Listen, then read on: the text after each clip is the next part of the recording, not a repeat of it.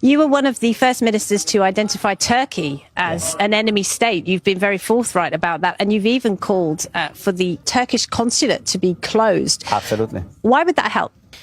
Turkey, Hamas, Jolani, Qatar. This is the greatest threat, not just for the Middle East, but also for Europe and also for America. But why close the embassy? Why close the consulate? How would that help? I think we have now, we don't have an active embassy at the moment in Ankara. Our people, because of the threats, because of the incitement, look at what happened just today.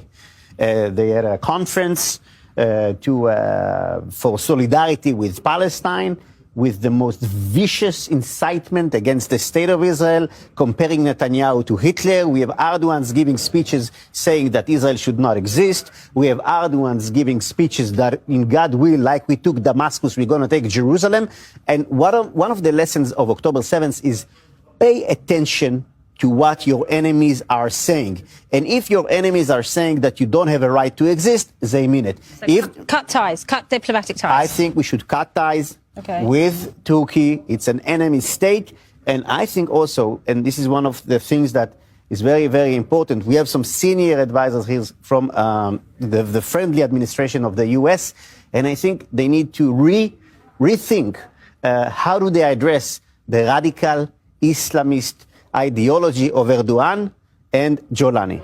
Right. Well, I want to ask you about that because President Trump is very fond of Erdogan. He called him his friend multiple times during those talks with Prime Minister Netanyahu in Florida. We know Turkey is dying to get troops into Gaza. You know, Trump's been very ambiguous about that. They might get the F-35s. What can Israel do if Trump is so pro-Erdogan? We cannot accept, no matter what, we cannot accept Turkish troops in Gaza.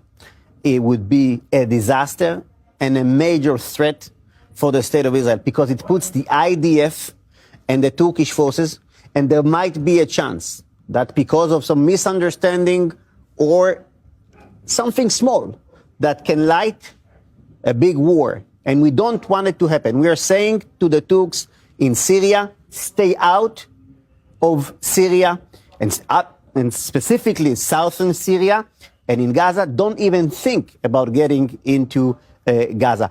We cannot accept it, no matter what, no matter what. And again, I'm saying... Even if that means going against President Trump? Maybe